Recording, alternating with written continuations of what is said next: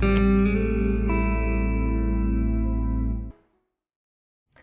again everyone and welcome back to the channel. In today's video we're going to be discussing a frequently asked question that I've seen a lot, and that is, what information will I need off the top of my head to file my claim for Social Security benefits? So throughout the course of this video I'm going to try really hard not to dive down the rabbit hole because that only takes a second. So I'm going to try and stick here to my talking points and keep this video under 5 minutes just for convenience. So the very first thing that you're going to want to do, or that I recommend, is that you go to ssa.gov and you open up an online account. If you have any trouble doing this, then go to your local Social Security office, make sure you have your ID, and they should be able to bypass the security features and get you a new account. Just keep in mind, as you can see at the top of this banner, upcoming account changes, switch to login.gov or id.me for sign-in. So I'm not quite sure, I'm not huge on tech, but I'm sure that the security questions are probably going to change, and it's going to be more, the login criteria is going to be more derived from whatever the DMV has for you on either your state ID or your state driver's license. So again, if you have any difficulty opening up your account, I recommend going into the local Social Security office and having them help you with that at the customer service desk. Outside of that, whenever you schedule your appointment, you're going to want to ask them if there's any discrepancies on your date of birth at all, at any point on your record. The reason being is Social Security benefits are typically based off of, or have something to do with, your age being involved. So anytime that there's a discrepancy in your date of birth, they have to correct it, and they should be recording the proof. There are people out there where they have corrected it, but they didn't record the proof and basically save it, right? So at that point, if they don't have the proof recorded, then you're going to have to show them the proof, and in this case, it would be a birth certificate. So just keep that in mind, and if needed, order an original birth certificate from whatever state that you were born in.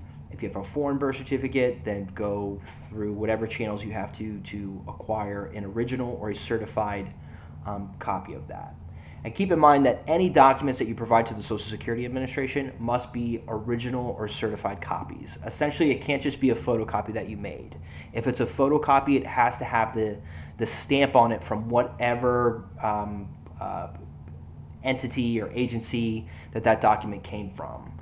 So if it's the birth certificate, it would be, if it's not on certificate paper, which that's fine, then it would have to have a stamp from like Vital Statistics or the Department of Health, whatever it might be in your state, showing that the document actually came from them.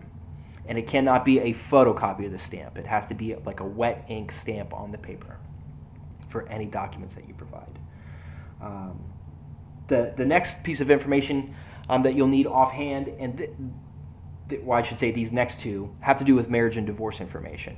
So a lot of people, if you're out there thinking, oh man, I don't know either my spouse or my ex's birthday, you're not the only one, so don't feel bad, okay?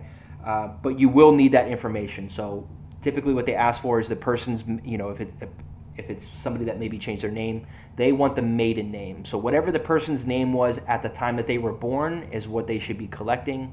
If maybe you only knew them by their divorce, maybe they were previously married, and that's the only name that you knew them by. I've seen situations of that. But if you have the maiden name of the person, that's fantastic. That's what they'll want, along with the person's date of birth, and this might be a little harder to get, but their Social Security number. The Social Security number is by far the best piece of information that you have, because then the representative that you're talking to can just type in the Social Security number and look the person right up. If they only have the name and the date of birth, now they have to search names and date of birth, and then hopefully they find the person that was born in the right state, they have the right parents' names, things like that. That's another key piece of information too, is if you know your spouse's or maybe your ex's parents' names, that's very helpful in identifying the right person, as well as what state that they were born in, right? So as an example, if your name is John Smith, there could be 1,000 different John Smiths born all over the country, but maybe you're John Smith from New Mexico, and your mom was, Betsy, and your dad was Bill or something like that. So it makes it very significantly easier to locate the person with the more information you have. In addition to the name, date of birth, and social security number, you'll also need what city and state that you got married in, as well as the date of marriage. Not to be confused with the date that you applied to get married or your license date, but the date that your marriage was finalized. That's the date that Social Security is looking for, because if you're applying for any kind of benefit, that's the date that is kind of like the starting point to the entitlement criteria for you to be eligible. Same thing with the divorce. With a divorce decree, you're going to want to know what city and state you got divorced in. For whatever reason, let's say that you got married overseas, or maybe like in the Bahamas or St. John's, something like that. The more specific you can be, the better. And again, sometimes those questions will throw people off, especially if they got married outside the United States. Now, sometimes people will struggle with trying to think of where they got married because they can't remember off the top of their head. They had too good of a time. So that would be the most helpful. Additionally, information about any children that you might have. Now, the way that this comes into play is I've heard on more than one occasion, when I worked at Social Security, I would often hear other representatives ask the question of, do you have any children, right? And for most people, they just think of like small children, maybe teenagers, stuff like that. But the actual question that they should be asking, or the way that they should be phrasing it, per their own policy, is, do you have any biological, adopted, or stepchildren that are currently under the age of 18, still in high school, or disabled before the age of 22? Right, so you can see that that's a much more detailed question. So you'll want to have all of that information readily available. So that could be the child's name, the date of birth, and their social security number. That would be the best information to have. And as far as if maybe they're disabled, you want to try and pinpoint their disability date as effectively as you can. That could be a diagnosis date. For some people, maybe the child was born disabled in a case of, like, let's say Down syndrome or something like that, or maybe MS, some sort of genetic disease or virus that could be impacting them. For other kids, maybe it's a later date. Maybe they were diagnosed with some sort of mental health condition or something like that as an older kid, maybe like 10, or as a teenager or something like that. So you just want to have that information readily available, because it will certainly, those questions are going to get asked, and if you have a response, they should be recording it, and it should be reflected in your application receipt that you get as well. Another bit of information that often a lot of people don't have off the top of their head that they do need is if they're filing for a type of disability benefit and they've ever received workers' compensation at any point in their life, whether it was for that condition or maybe a different injury. They'll need the case number, what state it happened in. You'll have to tell them whether the case is pending, if it was, maybe it's on appeal. If you had a settlement, how much was the gross settlement? How much were all the expenses, the expenses? If you had attorney fees, medical expenses, miscellaneous expenses, stuff like that. They'll want all that.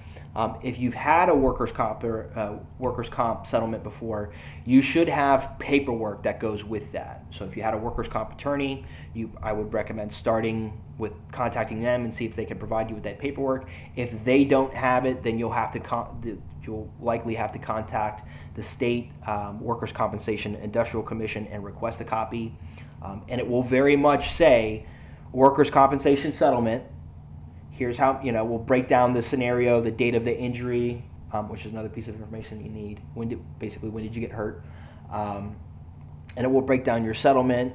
Sometimes they prorate it, sometimes they don't. If they prorate it, that's fantastic. If they don't, Social Security has their own formula that they have to prorate it. But you will need all of that information. And again, even with the workers' compensation documents, it should be on the Industrial Commission's letterhead, or it can't just be, like a random photocopy. It has to be verified, basically.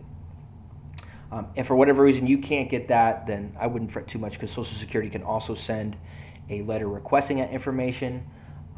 But you don't really want to rely on them either, because they're going to send one request, and if they don't get any information back from workers' compensation, then they're just going to offset your benefits as much as possible with the allegation of workers' comp involved. So keep that in mind, that the more information you have, especially with that, the better. And the last piece of information that most people don't expect is if you're entitled to a pension that's not covered by Social Security taxes. Typically, this is a civil service pension. The only professions that I've seen ever with this pension are somebody in the education field, like a teacher or a firefighter or a police officer. So as an example, if let's say that you fall under, like Ohio is one. So you have a teacher's retirement system, often referred to as a TRS. Right? Off the top of my head, I can think Ohio, Texas, at one point Georgia, I want to say the Northeast, maybe like New York, Connecticut, Vermont. I think all of those states have their own private pension systems for civil servants like teachers or in some cases firefighters and police, where they pay into a private pension system instead of paying Social Security taxes. Well, you will need, Social Security is going to ask you, are you or your spouse entitled or eligible to any pensions outside the United States or any that are not covered under Social Security taxes. So if you're saying yes to this, then they're going to want something on that pension administrator's letterhead, basically saying when you became eligible, when you became entitled, and what is your gross payment amount.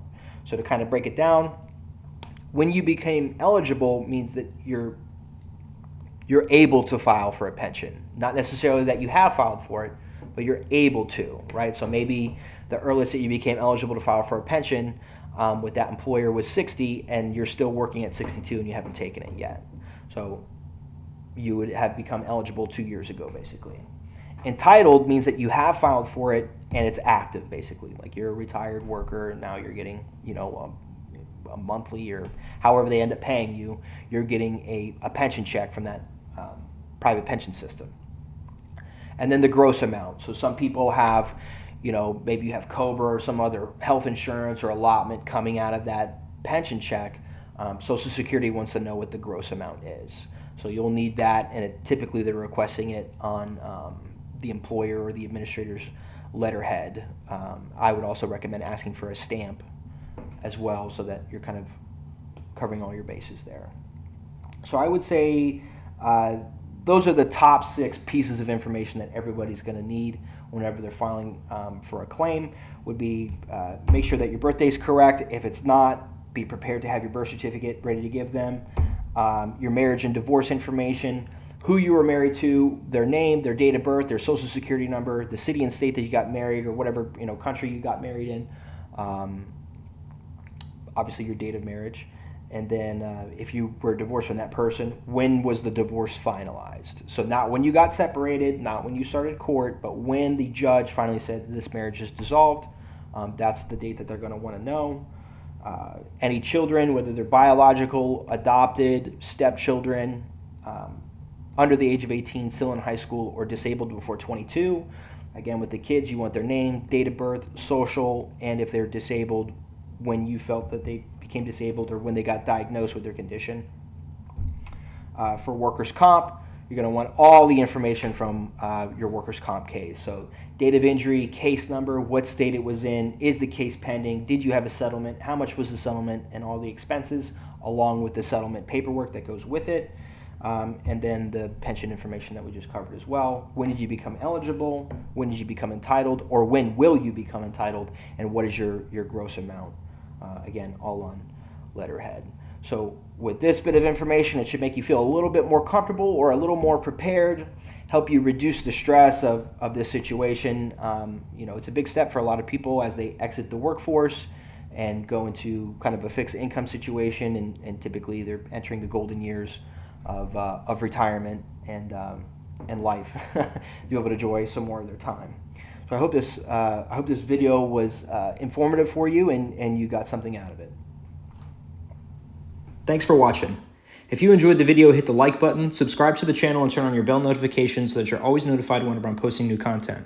If you have a question or want me to cover another topic, please leave a comment down below and I'll be sure to address it as soon as possible. Thank you so much and have a fantastic day.